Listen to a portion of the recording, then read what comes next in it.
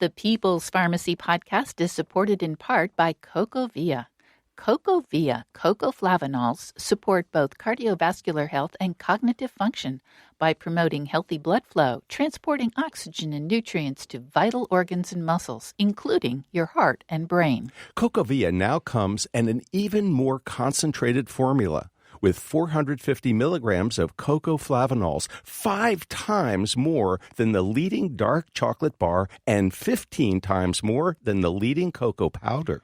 CocoVia has a proprietary process that preserves cocoflavanols at the highest levels, and the product undergoes rigorous testing at every stage, which allows them to guarantee the highest level of cocoflavanols per serving and to provide the purest, highest quality product possible. People's Pharmacy listeners can now try CocoVia for 25% off by using the code Peoples25 at cocavia.com. That's COCOAVIA.com. A lot of us can get quite creative coming up with excuses not to exercise. What if instead we discovered the joy of movement? This is the People's Pharmacy with Terry and Joe Graydon.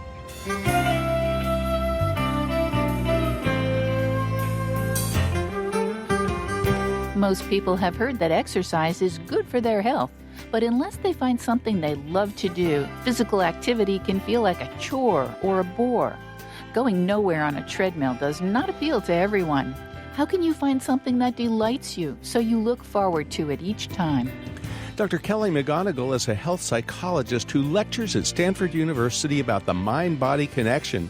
Her new book is The Joy of Movement.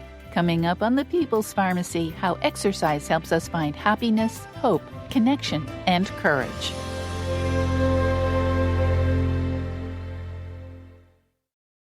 Welcome to the People's Pharmacy. I'm Terry Graydon. And I'm Joe Graydon. Humans once spent a lot of time moving. Hunters and gatherers cover a lot of territory. Our ancestors also were physically active in order to survive. Now we rely on machines to do a lot of our heavy lifting, but we feel guilty if we don't exercise at the gym. How can we rediscover the love of movement? We're talking today with Dr. Kelly McGonigal. She's a health psychologist and lecturer at Stanford University who specializes in understanding the mind-body connection. Dr. McGonigal translates insights from psychology and neuroscience into practical strategies to support personal well-being and strengthen communities. Her best-selling books include The Willpower Instinct and The Upside of Stress. Her latest book is The Joy of Movement, How Exercise Helps Us Find Happiness, Hope, Connection, and Courage. Welcome back to the People's Pharmacy, Dr. Kelly McGonigal. It is so great to be back.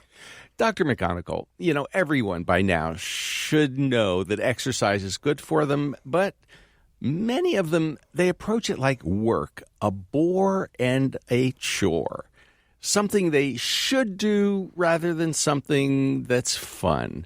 How did you come up with the idea for the joy of movement?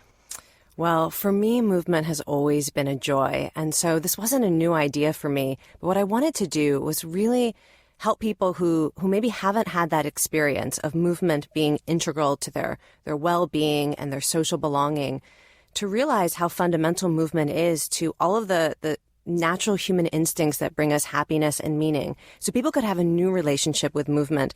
And also, I wanted to help people who have fallen in love with a type of movement, with running or dancing or swimming or weightlifting. I wanted them to understand a bit more about why that is a legitimate love affair. Why, if you are someone who loves to run, to understand how that's built into our biology as humans, and maybe even to help explain to other people why it's such an important part of your life. I am interested in how it's built into our biology as humans. You actually talked to an anthropologist about this. Can you tell us more about that, please?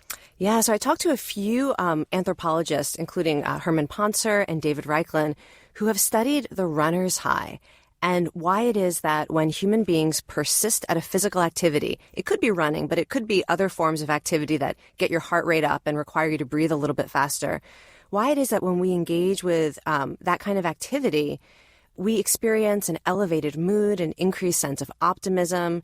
And of course, everyone has heard of an endorphin rush. And so for a long time, people thought, well, maybe it's just endorphins in your brain when you exercise. But what these anthropologists and others have come up with is a theory that actually humans have adapted this sort of neurobiological reward for persisting, because the way that we initially survived as humans was through hunting and foraging and gathering. That human beings, we initially survived because we were willing to do physically hard things in order to feed ourselves and to feed our family and to feed our tribe. And so we survived because we had a brain that found a way to reward us for these physically difficult things, for persisting and enduring. And nowadays, we may be most likely to experience that reward when we choose to do physical activity, like exercise. But it's this fascinating idea that human beings are meant to move. We are meant to be engaged in activity on a regular basis. And some of these researchers and others have actually looked into what that biochemistry is. And it's so much more than an endorphin rush. In fact, it seems to be driven by brain chemicals that not only make us feel good, which is what most people associate with the exercise high, but that actually make us primed to connect with others. That kind of the fundamental effect of an exercise high is to make us more social, to be better at cooperating and trusting others, and to get more of a warm glow from being around other people. And again, anthropologists would speculate that this might go back to the fact that hunters and gatherers weren't just feeding themselves. You go out, you find food, and you share it with your tribe. And that there's something about movement that gives us access to this part of our human nature, which is that we cooperate and we share, and we can enjoy that. Dr. McGonigal, I'd like you to analyze 3 different kinds of exercise that I engage in and kind of give me some insights on why I feel so different about one than the other. Do you like some of them and not the other, or are they all? Yeah, sort of. Yes, That's basically. That's the problem. So if one of my tennis buddies emails and says, I need three guys to complete a match on Thursday at 3:00. And let's say it's a Monday or a Tuesday. And I sign up and I get the confirmation you're in. It's like, oh, I feel so great. I'm in and I'm going to have fun on Thursday. And, it just kind of lifts my mood. I feel great for the next couple of days, looking forward, anticipating that match. In contrast, going to the gym to work out, not so much. Not so much. It's like, oh, yeah, I'll get on the stationary bike and then I'll lift weights and then eventually I'll get in the sauna. Yeah, that's cool. But it's like it's the completely different anticipation. And then when we take our dogs for a walk, it's like, oh, yeah, that's fun. The dogs will be great. Lulu will be happy and I'll be happy and she'll wag her tail and that's great. But it's just way different from that tennis match that I'm looking forward to in a couple of days. What's going on? Yeah, there's probably a lot of things going on. So much we can talk about. First, can I say that Lulu's probably getting a runner's high too? So that is one thing that scientists have found out, that dogs are like humans because they're such a social species. So when you go for a walk with your dog, you actually have this neurochemistry of bonding going on. But so this contrast that you draw between looking forward to a tennis match with friends versus going to the gym and doing things that maybe don't seem so interesting. I think one of the most important things we can start with is every movement has a set of possible intrinsic joys, that different forms of movement make you feel different ways about your body, about yourself. You move in different ways, in tennis perhaps with speed and power and precision.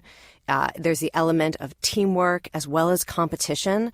And it may be that the movement that is the best medicine for you, socially, psychologically, and physically, is going to be something like tennis, where you get to experience those joys and you get to move in ways. And maybe you've experienced mastery over your lifetime, where you've improved over time because you've put in that effort to get better at a sport. Maybe you even enjoy watching that sport. And so it's tied into that. There's kind of an identity that not only do you enjoy watching other people play the sport, but then when you play that sport, you sense yourself as like them in some way. There's so many different ways that movement can give us access to happiness and meaning and connection. And often the form of exercise people start with it's like you're systematically cutting yourself off from those things by choosing the activities that have no intrinsic sense of meaning or purpose to you, that maybe are not in a place that inspires you. Maybe you're doing it alone rather than with friends or with a coach who cheers you on. And so, for most people going to the gym, they're not choosing an activity that lights them up in the same way. And it's still possible to get, say, that exercise high. If you walk on the treadmill for 20 minutes, you will get those endocannabinoids and endorphins flowing. But there's so many ways that you could improve that. For example, by choosing a playlist to listen to that makes you feel powerful or hopeful. By choosing an activity at the gym that maybe is a group fitness class rather than being by yourself in the corner. But I would also say that, I talk to so many people who love going to the gym, and they especially love lifting weights because, when they lift something heavier than they've ever lifted before, they feel their own strength and they feel determined and powerful. So for most people, it's a matter of finding the movement that feels good to their body or feels meaningful, even if it doesn't feel good while you're doing it. And that can be a sort of different kind of pleasure that comes from doing something difficult that's interesting and that makes you feel amazing when you're done. And we may need to try out a few different things to see which really speaks to us, as it were. Absolutely. And if somebody's listening who hasn't moved in a while and has no idea what that is, I always encourage 2 questions. One is to go back to a time in your life when you did enjoy moving in some way. For some people, you have to think back to childhood and what those activities were. And another thing to think about is if someone were to send you a link to a video and say, watch this, can you imagine a movement form where you would actually watch that video and say, that's amazing, or that's fascinating, or that person is incredible, and then figure out, well, what's the version of that activity that is plausible and possible for me with the body that I am living in right now and the life that I am inhabiting right now. You mentioned a playlist. You have written about the importance of music. Can you tell us a bit more about that? Yes, this is one of the joys that is very close to my heart. I often feel like music kind of reaches into my brain and compels me to move. So I was really fascinated to learn more about the neuroscience of this and a little bit of and even the cultural psychology of this, that so many people, when they hear music that has a strong beat and that has some sort of positive associations, whether it's the lyrics or a memory, that they literally feel like they need to move. And musicologists call this instinct groove. And it seems to be fundamentally human, that this is true. Literally, babies out of the womb will rock or move their feet in time to a beat. You see this instinct, this groove show up earlier than almost any other human capacity, like walking and talking. And all over the world, people experience joy when they move to music. And it's not just a joy, it's not just an instinct, but when we move to music, we're capable of more. So, for example, I talked to a sports psychologist, Kostas Karageorgis, who actually helps athletes choose playlists to train to and prepare for competitions. And what researchers know is that music is ergogenic. It helps you work harder while feeling like you aren't working as hard. And so people can go faster. They can endure longer. They can do things that physically are not possible unless you're listening to that song that makes you come alive. And that was one of the sort of the most fun parts of this process for me, was going through my playlist and finding those songs and listening to them and realizing why certain songs have that effect on me. And this is something that can improve anyone's experience of movement, anyone who has that kind of resonance with music. You're listening to Dr. Kelly McGonigal. She's a health psychologist and lecturer at Stanford University. She offers clear explanations of how psychology and neuroscience can be put to practical use in our lives. Her previous books include The Willpower Instinct and The Upside of Stress. Her most recent book, The Joy of Movement. How can movement help us change our own stories?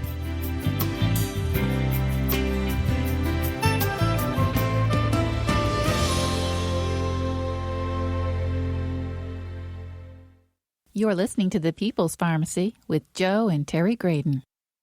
The People's Pharmacy podcast is sponsored in part by Kaya Biotics.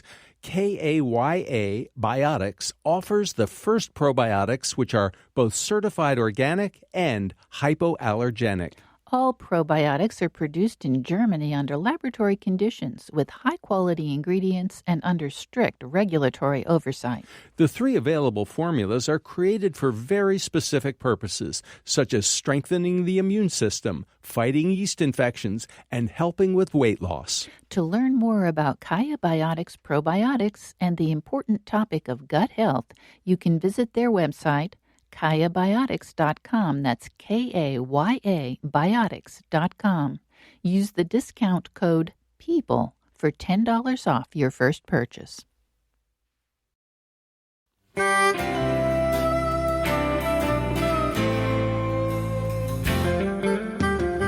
Welcome back to the People's Pharmacy. I'm Terry Graydon. And I'm Joe Graydon. The People's Pharmacy is brought to you in part by CocoVia, maker of high-potency cocoflavanol supplements that support cognitive and cardiovascular health. More information at cocovia.com. Also by Verazana, an analytical laboratory providing home health tests for hormones, gut health, and the microbiome. Online at verisana.com. Exercise can help people recover from a wide range of serious conditions, including cancer. Why isn't it more widely prescribed?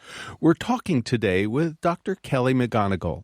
She's a health psychologist and lecturer at Stanford University who specializes in understanding the mind-body connection.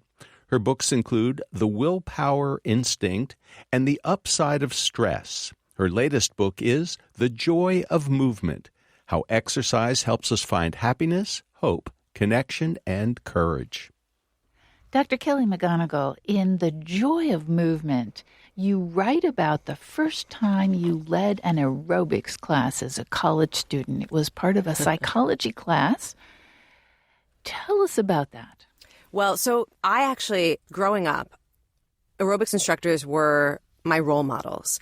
I imagine that this was like the most ideal dream job you could ever have. But I'm also somebody who deals with a lot of social anxiety, very shy, very introverted. When I was a graduate student, I hadn't yet started teaching or speaking in any kind of public way. So I had this dream in my mind that I wanted to teach group fitness classes.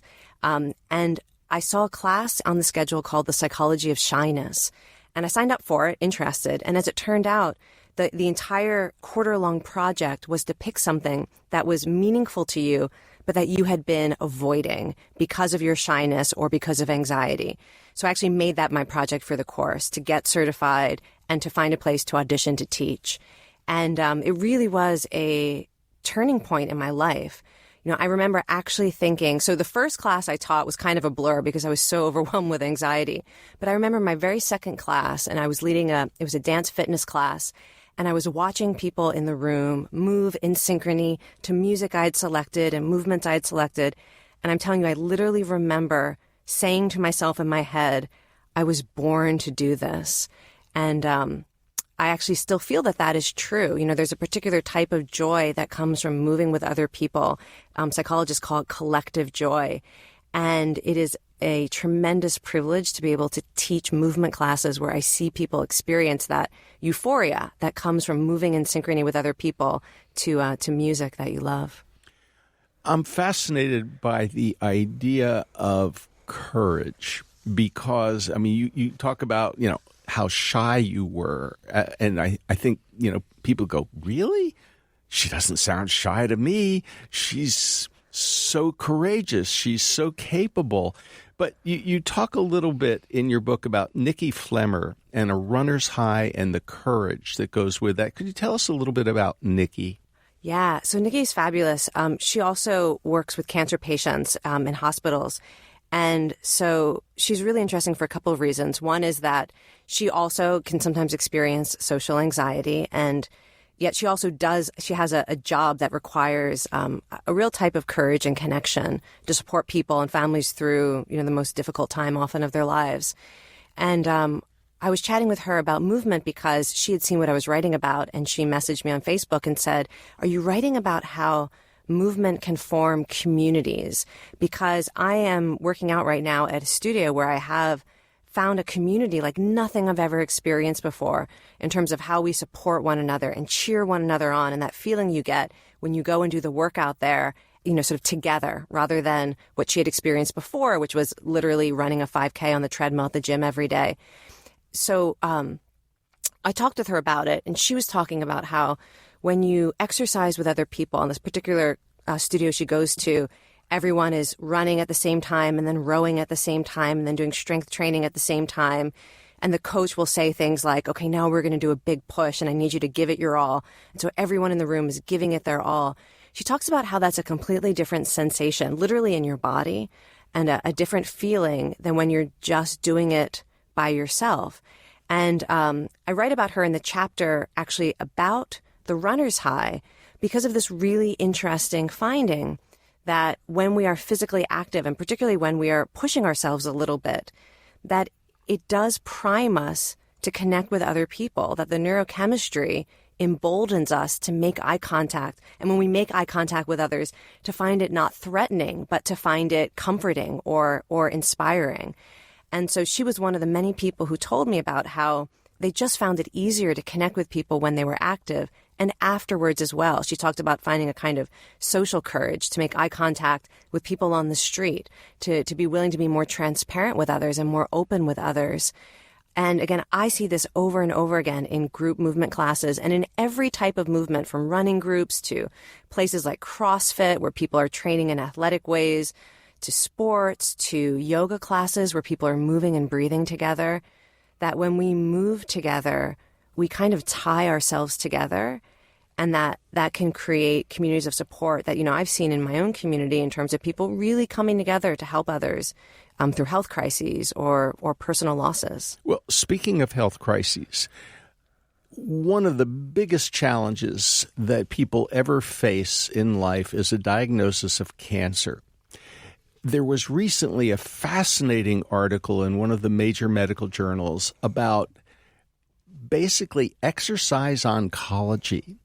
And these researchers said, this is such an important part of first preventing cancer, but then secondly, enhancing the treatment, the therapy, whatever it may be, chemo or radiation or immunotherapy, whatever the drug treatment or whatever the surgery or whatever's going on, that exercise can make that process much better. And then finally, and perhaps most important of all, the durable remission, the post-treatment phase. And basically these researchers were saying, we need cancer centers and clinicians and clinics to incorporate exercise into this healing process. And we need the payers, the insurance companies, to pay for it. And we need the facilities so that people can do it together. So a bunch of breast cancer patients or prostate cancer patients or people who are recovering, they can get benefit by working out with people like them and have the exercise personalized. Can you share your thoughts on that? Yeah, a couple of things to unpack here. I actually want to talk a little bit about why exercise is so important for cancer, because some of the science is amazing. But I do think, you point to a couple of important things, which is that often when you're going through any sort of personal crisis, it's really important to find the community that feels right to you. For many people who are in treatment for cancer or other illnesses or in recovery from things like stroke or traumatic brain injuries, it's really important to find a community where people understand that experience and know how to work with it. I've also spoken with many people who had a different experience, that they wanted to go and train someplace where they weren't defined by their diagnosis, and maybe people didn't even know what that diagnosis was. That's sort of an individual decision that people can make and think about the role that they want movement to play in their own support journey. But one of the things I want to mention, because this has to do with both physical health and psychological health, is this idea that our muscles act as endocrine organs. And one of the reasons that exercise seems to be so powerful for preventing or helping to prevent the recurrence of cancer is that when you exercise, your muscles secrete proteins and chemicals into your bloodstream that have tremendous effects on your physical health. And some of those chemicals and proteins actually fight cancer cells, and others reduce inflammation and help regulate your metabolism. And many of them have an effect not only on your physical health, but also on your brain health. So some of those same chemicals that your muscles literally secrete, like your quadriceps, your calves, your arm muscles, they're like a pharmacy. And the only way you get these healing chemicals into your bloodstream is by contracting your muscles. It's an amazing discovery we've only known for about the past decade. And I feel like very few people are actually talking about it in the public in a way that helps people understand how truly powerful medicine movement is. But some of these same chemicals also affect the brain in ways that can prevent or reverse depression, that make us more resilient to stress, and can help us recover from psychological trauma, and also prevent brain aging and dementia and things like Alzheimer's. And again, what's so amazing is the only way you get access to this medicine is by contracting your muscles in any form of movement. It doesn't matter if you're running or dancing or lifting weights or walking with your dog or doing yoga. If you're using your body, you can give yourself access to this body's natural capacity to not only fight cancer, but also to heal or prevent so many of the things that we are trying to prevent. Dr. McGonigal, in The Joy of Movement, you have written about how people exercising together form a community. And I think many of us have had that experience. You write specifically about a woman named, and I'm probably not going to pronounce her name correctly, Amara McPhee. Oh, Amara McPhee, yes. And she was diagnosed with something quite scary, not terminal, but quite scary. Tell us about how her exercise community reacted.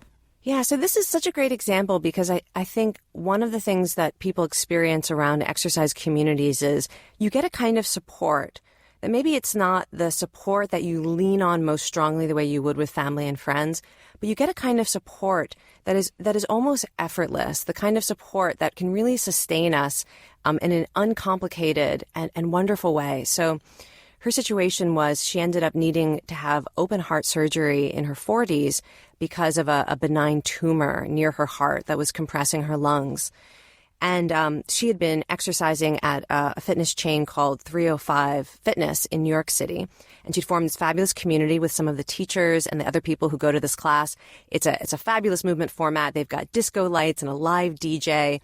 And you dance, but you also do things like burpees. It's an amazing, intense experience. People form bonds with the other people there.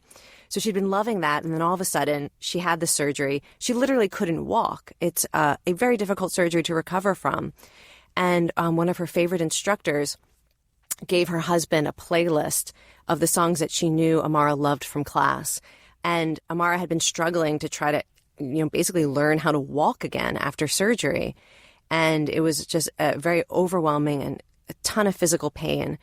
And when she heard this playlist and she knew that her instructor had sent it to her, she immediately said, okay, I'm going to try walking again. And she put one earbud in and she held her husband's hand and they were walking the hospital hallway. And, she told me she felt like everyone in class was cheering her on. And it just gave her that edge and her ability to do something that was physically difficult and painful, but a necessary part of her journey to healing. And again, I loved that example because it involves so many things that we get from movement. There is that music becomes empowering, that we form these relationships that can support us in ways that can seem small but actually are quite meaningful, and that it can even change the way we interpret physical challenges. If you have not had the experience, say, of training in a supportive environment to, say, lift something heavy or do a yoga pose that requires incredible focus and strength, and you learn that it's hard while you're doing it, but when you master it, it feels amazing.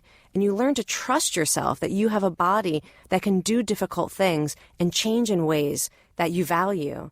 Then when you're facing a recovery, like learning how to walk again, your body and your mind has a memory of that I can do this rehab process, even that I could get through something like chemotherapy, and I can trust my body to get me through this. I'm somebody who knows how to do physically difficult things. There's just so much that we get from movement, and it includes but transcends that endorphin rush that we started the conversation talking about. One of my best friends ever, Dr. Tom Ferguson, was diagnosed with multiple myeloma many, many years ago, and he needed a bone marrow transplant. He was at MD Anderson, and I remember that his team, the medical team, were sort of surprised and a little bit, I think, put off because he wanted to bring his stationary bicycle into the hospital room so that he would be able to continue to do some kind of exercise. And they were like, you're not going to be able to do that. I mean, you're going to be exhausted, a bone marrow transplant. You're going to get heavy-duty chemotherapy. I mean, you're just going to be incapacitated. He said, no, I want my stationary bike so that when I can move, it'll be right there and it'll help me in my recovery. And he did great. And he, in fact, did recover from that bone marrow transplant and lived for many, many years, much more than was expected. I think 15 years after the diagnosis. In those days, multiple myeloma didn't have a very good prognosis.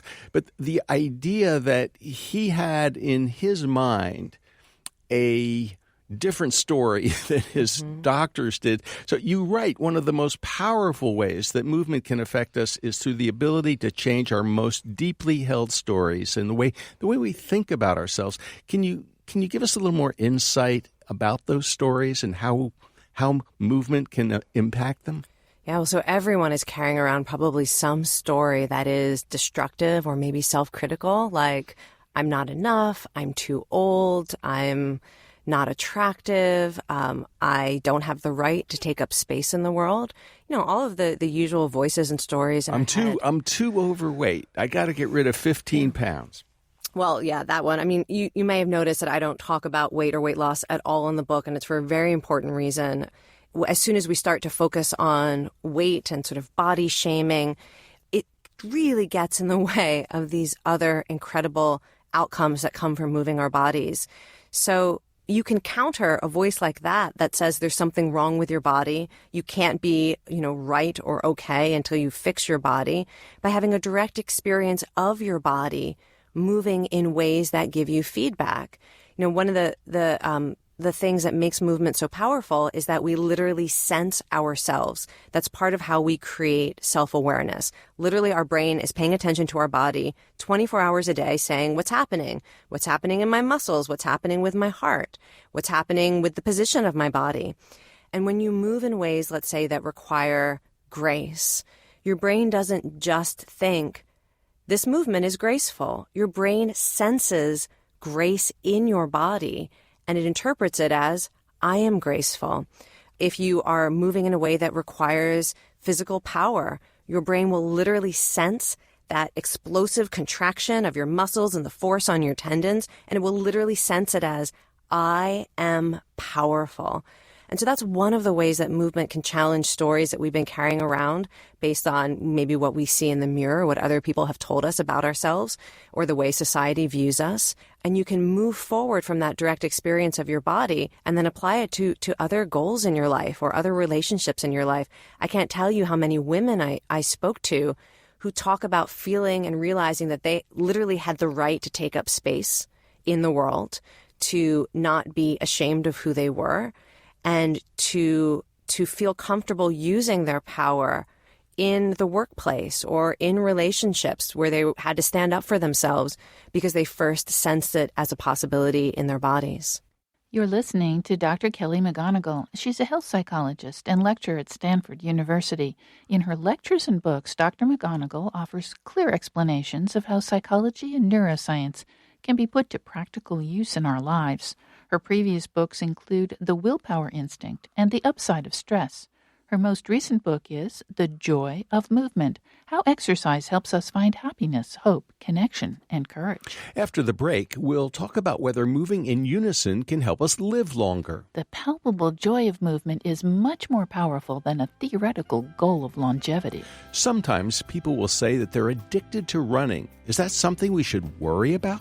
Even people with serious conditions like Parkinson's can really benefit from vigorous activity. How can people learn to appreciate the benefits of movement and incorporate it into everyday life?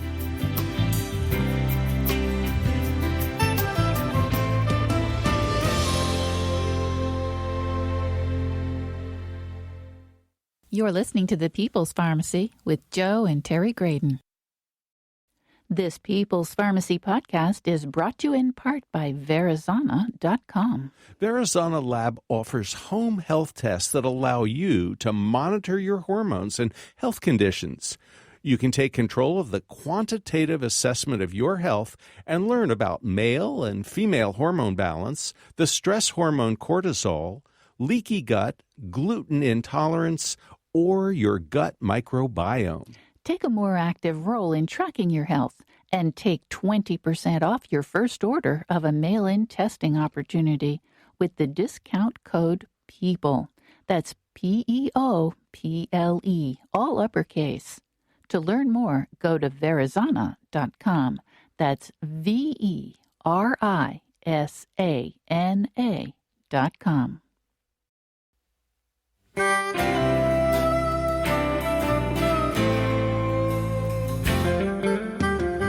Welcome back to the People's Pharmacy. I'm Terry Graydon. And I'm Joe Grayton. The People's Pharmacy is brought to you in part by CocoVia, offering plant-based nutrients in the form of cocoa flavanols for brain and heart health. Online at cocovia.com. And by Kaya Biotics, probiotic products made in Germany from certified organic ingredients. KAYA Biotics.com. We're talking today about the benefits of moving our bodies. Not only do we get physical benefits from exercise, there's also a lot of joy to be found walking with friends, dancing with a partner or a group, playing tennis, or practicing Tai Chi. Our guest is Dr. Kelly McGonigal. She's a health psychologist and lecturer at Stanford University. In her lectures and books, Dr. McGonigal offers clear explanations of how psychology and neuroscience can be put to practical use in our lives. Her previous books include The Willpower Instinct and The Upside of Stress. Her most recent book is The Joy of Movement, How Exercise Helps Us Find Happiness, Hope, Connection, and Courage.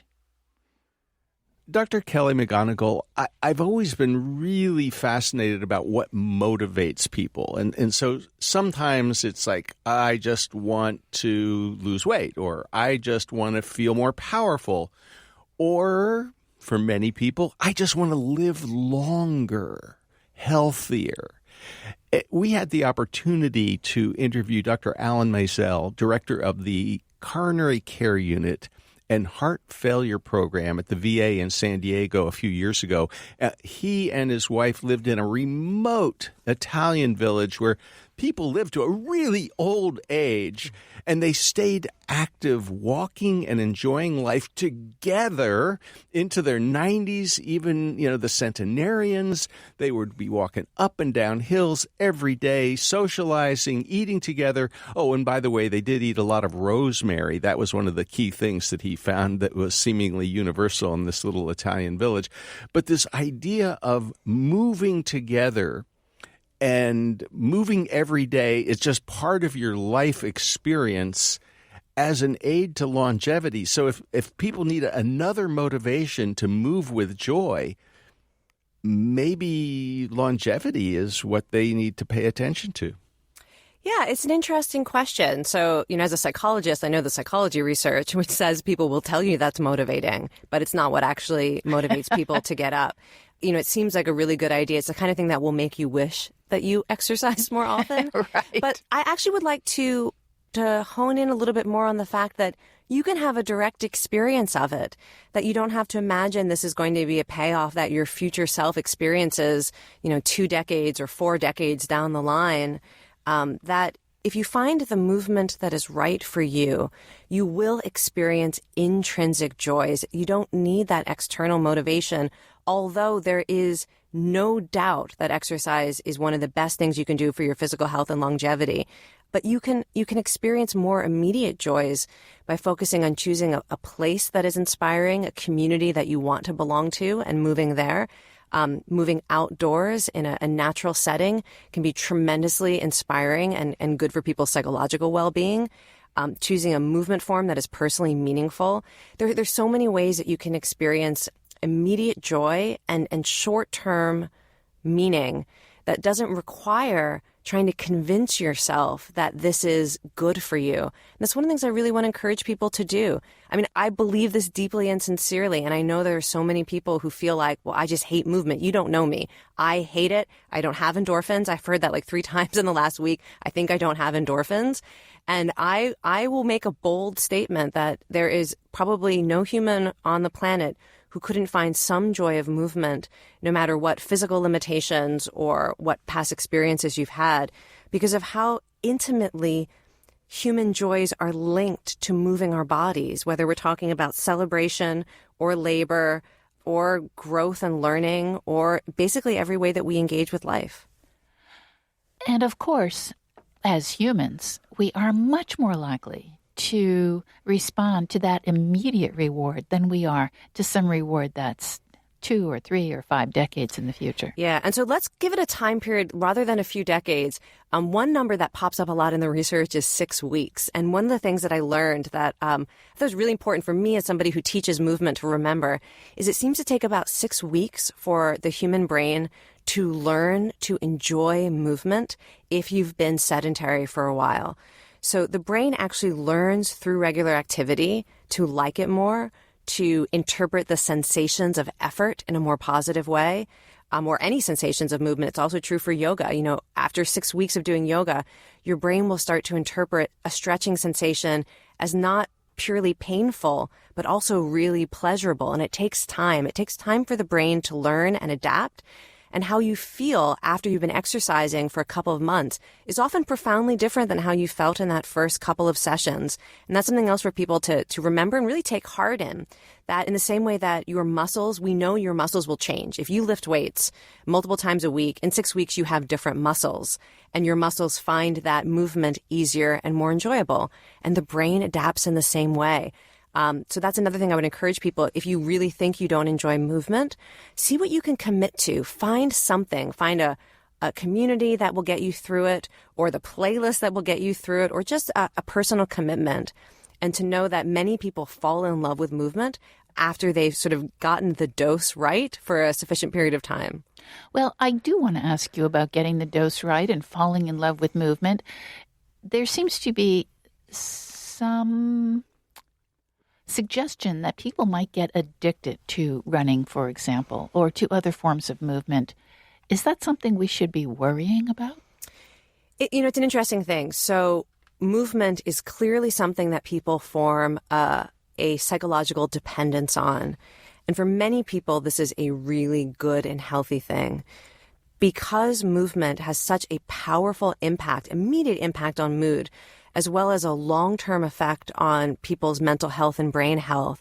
And there are many people, including myself, who have likely a genetic and clearly a lifelong predisposition toward something like anxiety or depression or other mental health struggles.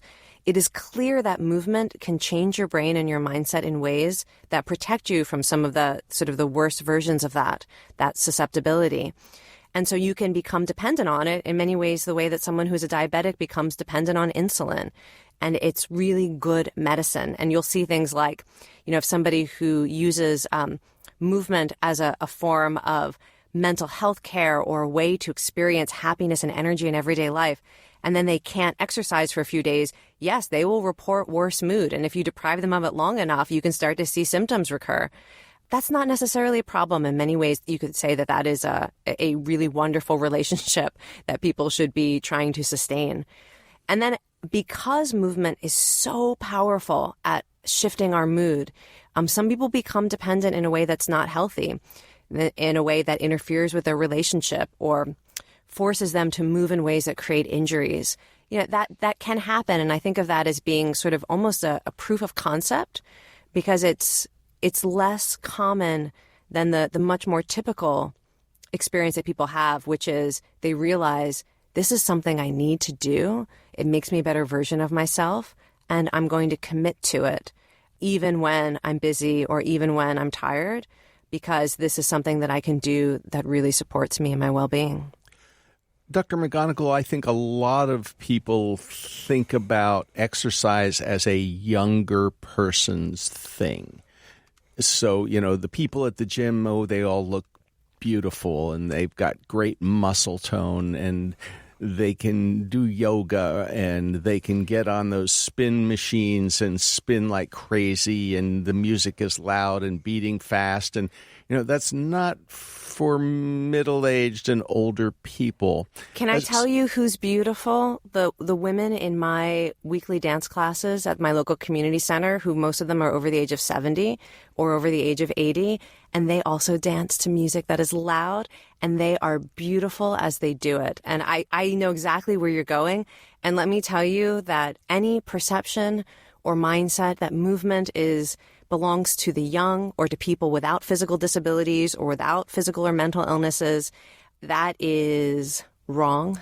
And it is a belief that gets in the way of people experiencing the joy of movement. And I don't even know what else to say, except that one of the most striking research findings I saw over and over was that even in settings like hospice care, where people are at the end of their lives, and there is no implication that if they exercise, they are going to be able to cure or fix themselves or change their bodies in a way to make their bodies more physically appealing, whatever we think movement is meant to do.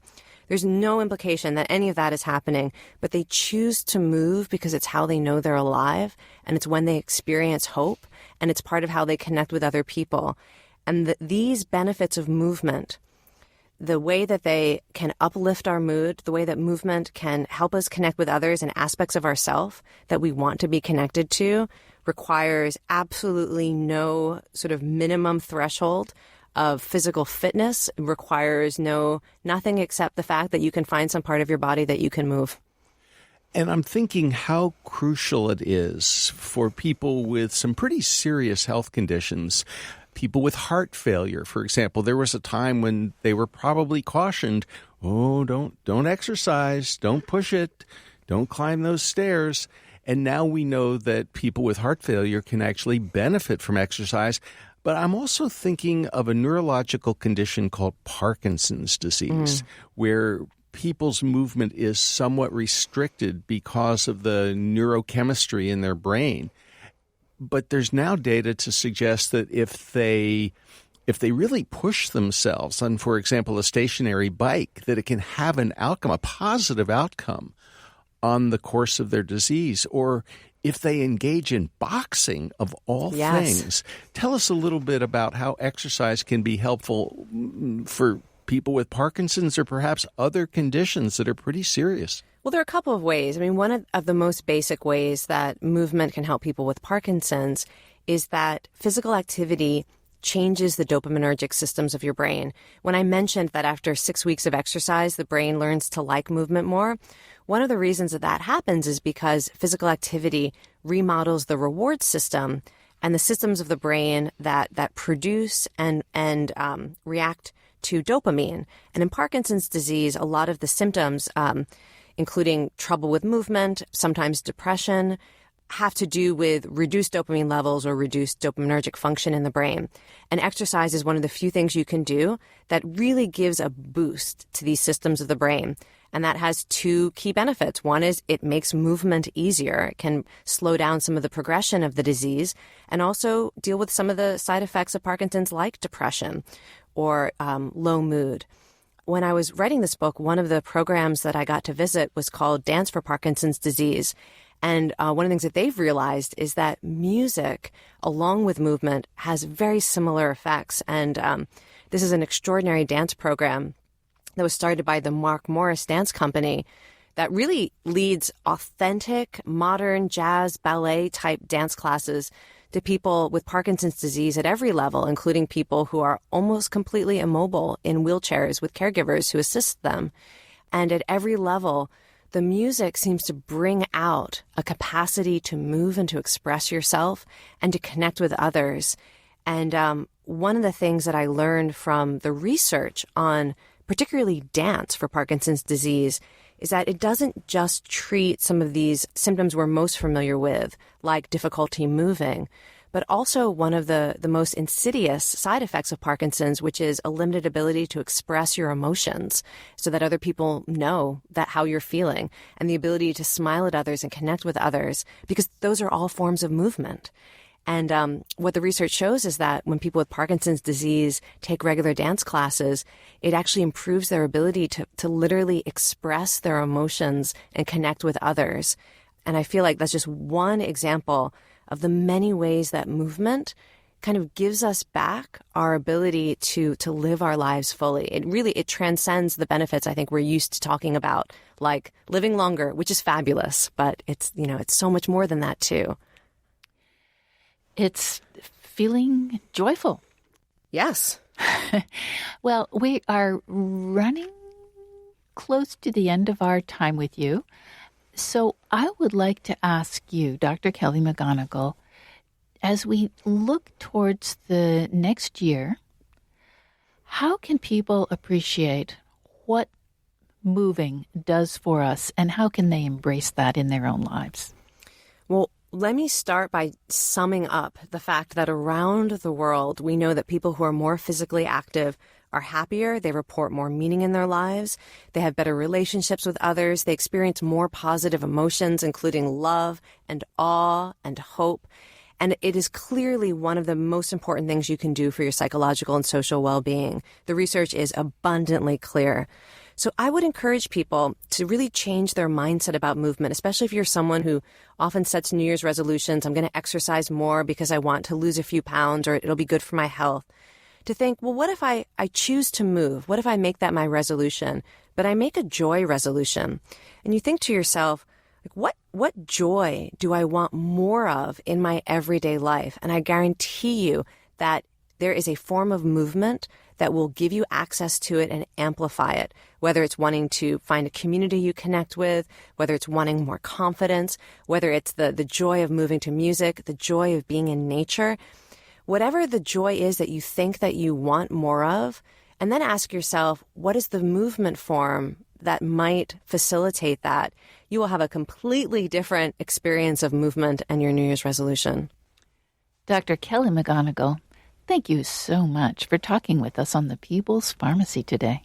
Thank you for having me. You've been listening to Dr. Kelly McGonigal.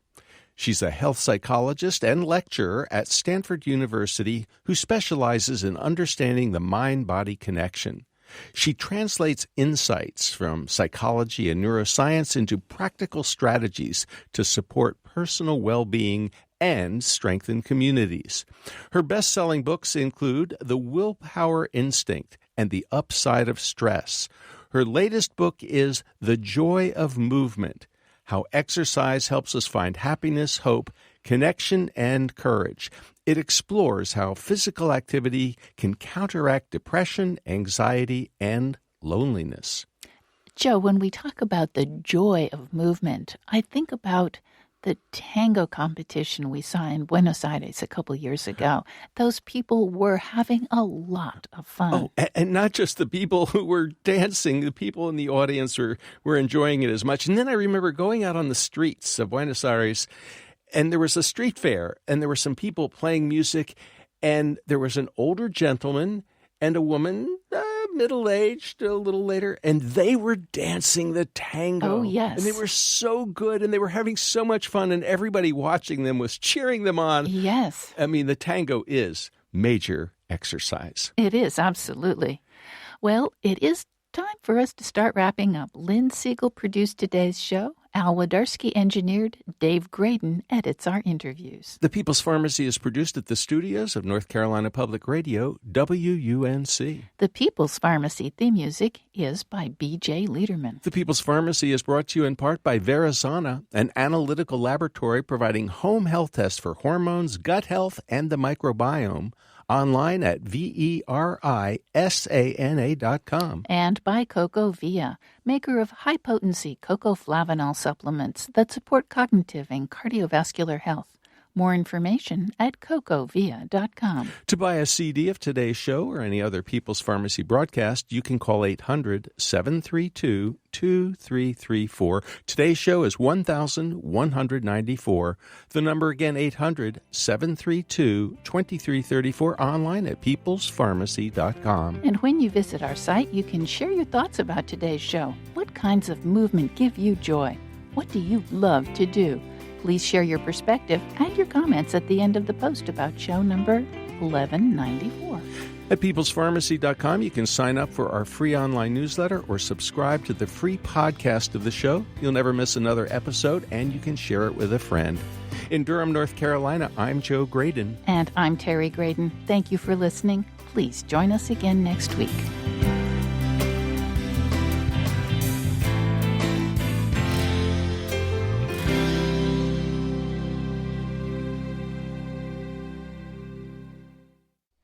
Thank you for listening to the People's Pharmacy Podcast.